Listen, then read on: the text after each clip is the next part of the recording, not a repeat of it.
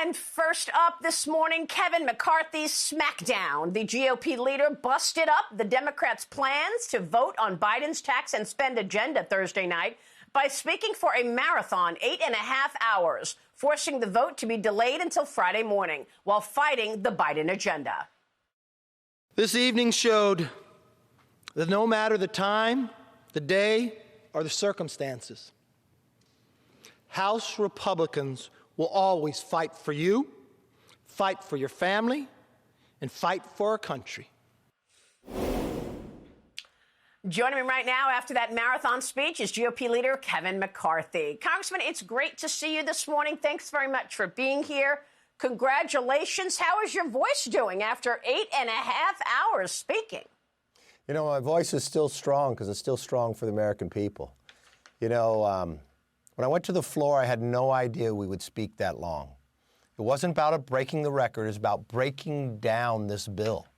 More than 2,000 pages, and the Democrats were only allowing, once they put that manager's amendment in, 10 minutes on each side to debate. And the amount of heckling that they would try to do to stop me from being able to talk. But what we really found, Maria, with one-party rule in 1 year, that this big government socialism isn't working. It's not working when we have the highest inflation in 31 years. These gas prices, when this big government cripples American energy industry, but begs OPEC and Russia to produce more. When our military is focused on wokeism instead of defeating and winning war and keeping up with China. Or if you watch that our Attorney General, now in a big government socialism, turns and goes after parents. And if you listen to the Ways and Means chairman, he praised and he said, we need to build up bigger bureaucracy. That's what this bill is about. And that's what I want. That's what drove me to keep talking, so the American people could understand what's in it. So, Congressman, you said that there was heckling. Were they heckling you while you were speaking? Did that also drive you to keep going? You were there for 8.5 hours. You're saying you got there, you weren't planning to be there all night? No, I was going down to make a statement, to talk through this bill. I had a speech that I'd been working on for a while. It'd probably have taken me about 45 minutes to give that speech at the longest. But when I got onto the floor, what was so interesting of how bad they were fighting back with every word I would say. And I know back home you can't really hear it or see it, but when you're on the floor you can. And what's interesting, it was AOC and Tim Ryan. Those were the ones who would yell the loudest. And here's Tim Ryan, who used to be the alternative to Nancy Pelosi, who had partnered to become this big government socialism.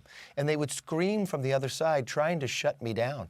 And then you've watched the Speaker, Nancy Pelosi, come in and tap every Democrat to leave the chambers thinking I would stop.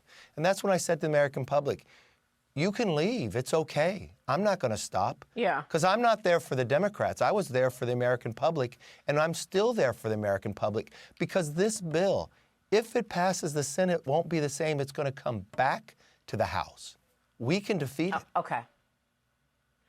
So you think that it goes to the Senate and it will be stopped and then it will have to be changed again. So you think the House will have to have another vote on this once it fails in the Senate? Yeah, not if it fails. It's only if it fails in the Senate, it dies.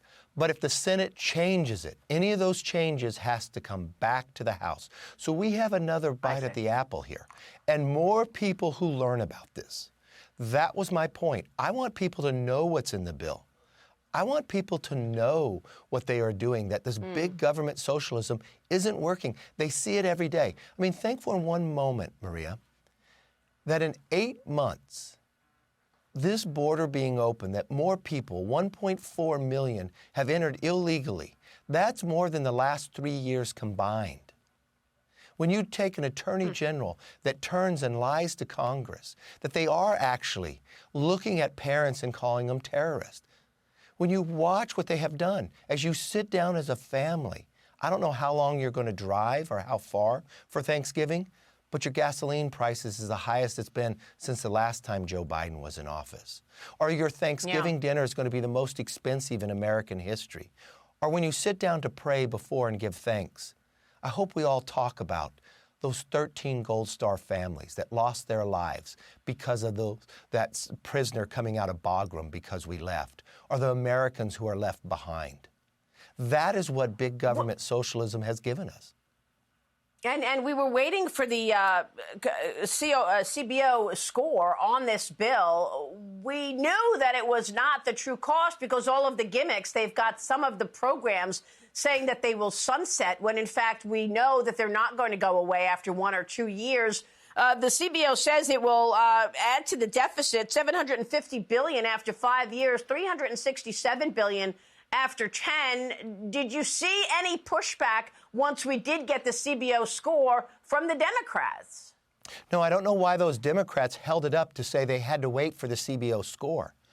We now know that the president and the Democrats have been lying to us all along, saying the bill was paid for. Because even if you listen to his chief of staff, who would brag that this bill is bigger than the New Deal, that they are spending more than America spent to win World War II. But why? For bigger government. This is what happens when you have one-party rule. We've watched what transformed. You know, history repeats itself. The same thing happened when Nancy Pelosi was Speaker. After we won Virginia and New Jersey governorships, 4 days later they passed Obamacare.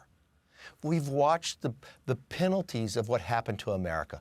That was the point that we were talking about. But they're literally cheering this. But what's worse today than what happened with Obamacare is we didn't have gasoline prices this high. We didn't have inflation at the height of more than 3 decades. And what's going to happen, the pain that this will cause will only be greater now. What about all of these retirements, Congressman? Look, you mentioned Tim Ryan. Tim Ryan heckling you. He's actually leaving the House. He wants to make a run for the Senate. You've also got lots of other retirements in the House. We know now the majority is crumbling for Nancy Pelosi. Democrat Representative Eddie Bernice Johnson officially announces her retirement. How many openings will there be, and how many seats do you believe you can churn in the midterm elections in 2022? Well, Tim Ryan's not acting like he's running for Senate in Ohio. He's acting like he's running for the Senate of Vermont to be next to Bernie Sanders. But what we've watched in 2010, there was 17 Democrats who announced retirement total. There's already 16. The budget chair, the science chair, 15% of the Democrats who sit on appropriations have announced retirement. And I wonder if Speaker Pelosi will even be here. She acts like a lame duck speaker. She seems that she's on a farewell tour, going to Europe 3 times in 3 months. You've watched Democrat after Democrat because they know that they are going to lose the majority. They know what their policies have done to America. And they know by voting what they just did that they're trying to lock in. And this is what they said on the floor, the big government. Remember what AOC yelled at me from back of the room when I quoted Congresswoman Spamberger, who said, we did not elect Joe Biden to be FDR, to give us a New Deal. AOC screamed, I did. It is the socialist wing of the Democratic Party that has taken over. Never before in American history has a bill so big gone through. And that's even not the worst part about it. It simply does not work when the government of the majority party wants to hire 87,000 new IRS agents to try to pay for this bill. And you know what that means? A new statistic came out. That means there'll be 1.2 million more audits. And half of those audits will be focused on Americans who make $75,000 or less. If you think they're just going after millionaires, you're wrong. Anybody who spends $28 a day, the IRS is going to be spying on what you're doing. So anyone that tells you they're lying to you, just like the Attorney General lied to the American public of whether he's spying on parents. A minute ago, you said you're questioning whether or not Nancy Pelosi will even be there. I saw your tweet. She's burning down the House before she leaves. Are you suggesting she may step down before the midterms? We were reporting a couple of weeks ago that there was a rumor going around that she wants to get her spending program through and then skip out. Well, everything that she does, she's talked about this as the culmination of her career, this legislation. And when you think about the damage she has done to this House, she has changed rules of the House where the minority does not have a say. This was the only ability that I have, what is called a magic minute.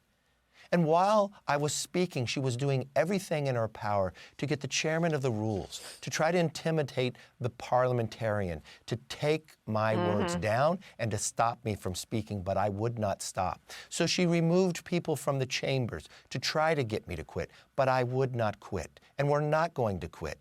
You know what we did last week? We introduced the Parents' Bill of Rights. Because parents do have a say in their schools. They have a right to know what's being taught. They have a right to know what the reading material is. They have a right to know if there is some victim or some cause of an action inside their school. They have a right to know what is being spent in their education for their children as well. But the Democrats have fought that. They fight that in this bill itself. They incentivize people not to work.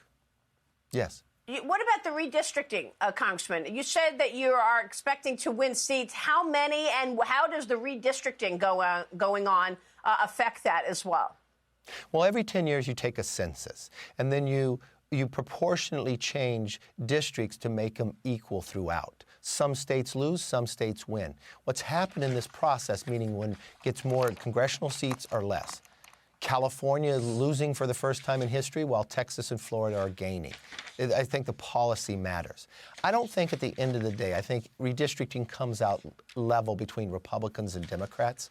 The difference will be here is that the policies that the Democrats have produced under one party, one rule, if you look at the current polling, they have done the same poll since 1980 110 times, asking the American public who they would vote for to direct Congress.